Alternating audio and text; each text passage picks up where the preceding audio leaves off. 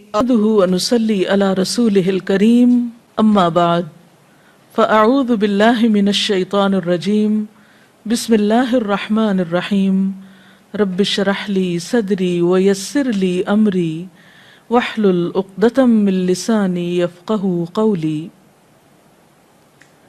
اللہ تعالیٰ کا لاکھ لاکھ شکر ہے کہ ایک بار پھر رمضان المبارک اپنی رحمتوں اور برکتوں کے ساتھ ہم پر سایہ فگن ہے۔ رمضان المبارک اللہ تعالیٰ کی خاص نعمتوں میں سے ایک نعمت ہے۔ یہ وہ مبارک مہینہ ہے جس میں قرآن پاک نازل ہوا۔ تو آئیے دیکھتے ہیں کہ اس مہینے سے ہم کس کس طریقے پر فائدہ اٹھا سکتے ہیں، خصوصی طور پر ہمیں کون سے کام ایسے کرنے چاہیے کہ جس سے ہم اس مہینے سے صحیح طور پر فائدہ اٹھا سکیں۔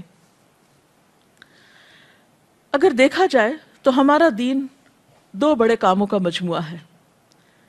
ایک طرف ہمیں اپنے رب کے حقوق ادا کرنا ہے جس نے ہمیں پیدا کیا، جس نے ہمیں زندگی جیسی نعمت دی اور بے شمار دیگر نعمتیں عطا کی، ہم اس کے احسان مند ہوں، اس کے حقوق ادا کریں۔ اور دوسری طرف ان انسانوں کے حقوق کی ادائیگی ہمارے دین کا ایک لازمی حصہ ہے، جن انسانوں کے ساتھ ہم اس زمین پر رہتے ہیں، جن کے ساتھ ہمارا دن رات رابطہ اور واسطہ ہوتا ہے، تعلق ہوتا ہے۔ اور ایک انسان کی زندگی اسی وقت پرسکون اور خوبصورت زندگی بن سکتی ہے، اور دوسری طرف اس زمین پر بسنے والے انسانوں کے ساتھ اچھا سلوک کرے، احسان کے ساتھ پیش آئے۔ جو انسان ان دونوں چیزوں کی طرف توجہ دیتا ہے وہی انسان دراصل ایک اعتدال کی زندگی بسر کرتا ہے، جس کے نتیجے میں انسان اس دنیا میں بھی سکون پاتا ہے اور دوسری زندگی یعنی آخرت کی زندگی بھی اس کی خوشگوار ہو سکتی ہے۔ تو آئیے دیکھتے ہیں کہ اس مہینے میں کرنے کے کام کیا ہیں۔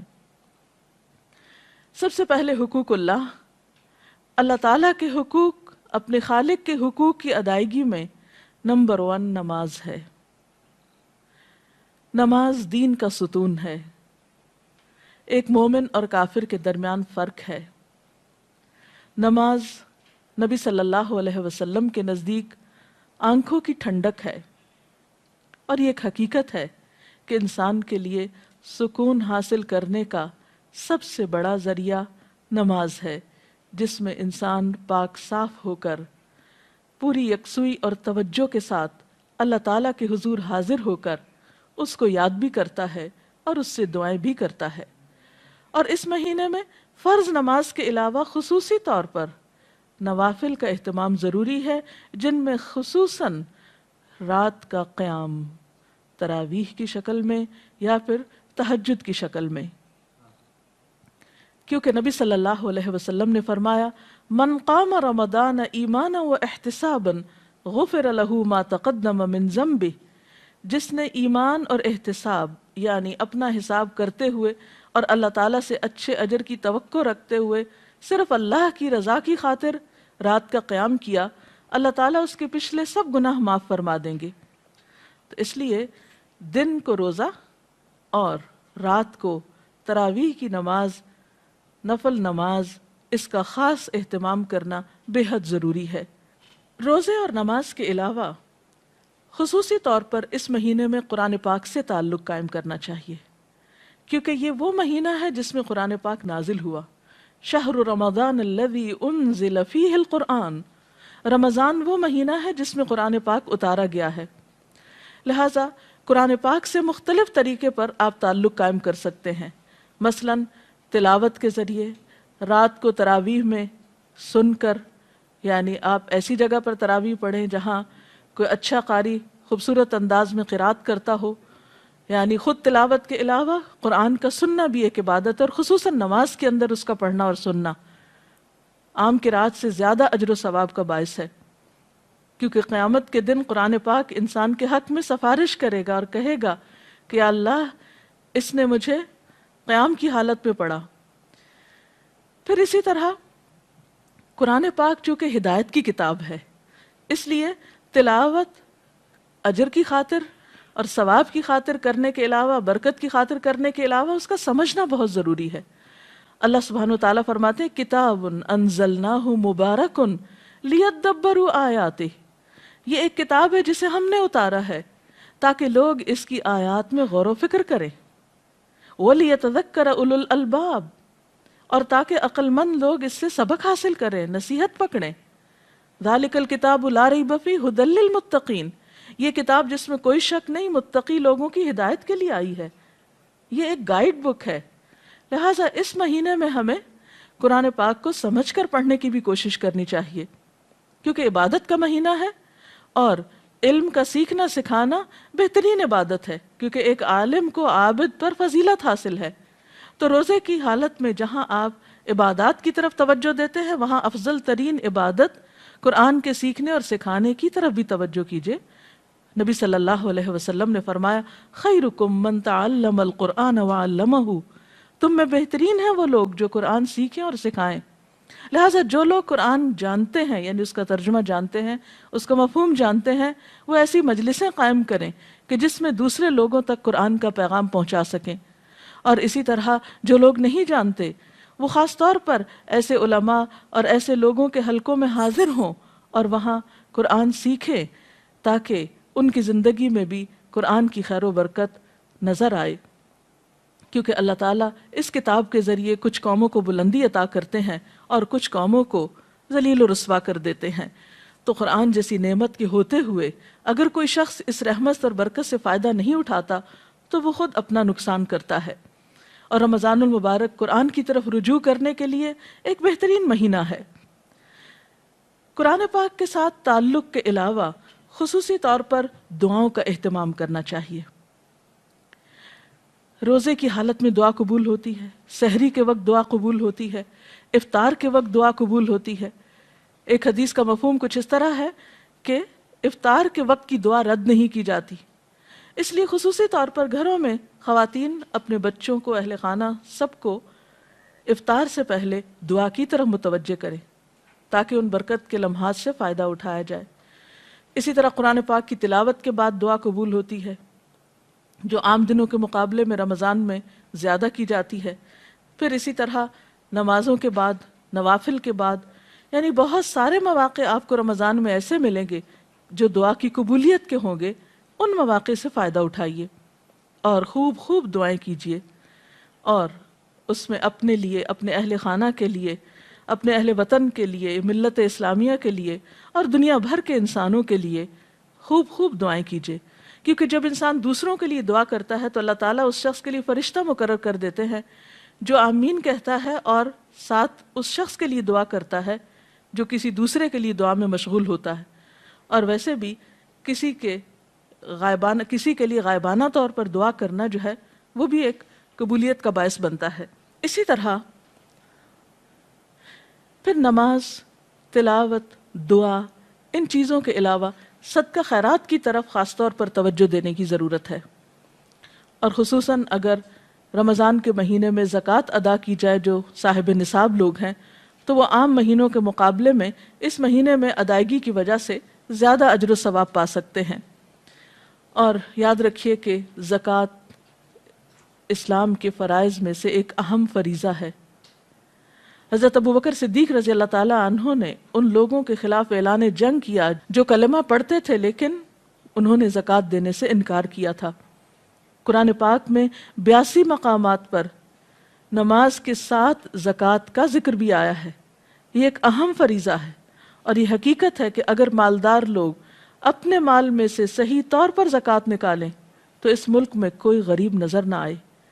یہ دوسروں کا حق ہے جو اللہ نے مالدار لوگوں کے مال کے اندر رکھ دیا ہے۔ اب ان کی آزمائش ہے کہ وہ اس حق کو حقداروں کی طرف لوٹاتے ہیں یا نہیں۔ بہرحال ان لوگوں کے لیے قرآن پاک میں سخت وعید بھی سنائی گئی کہ جو سونا چاندی جمع کرتے ہیں اور اسے اللہ کی راہ میں خرچ نہیں کرتے۔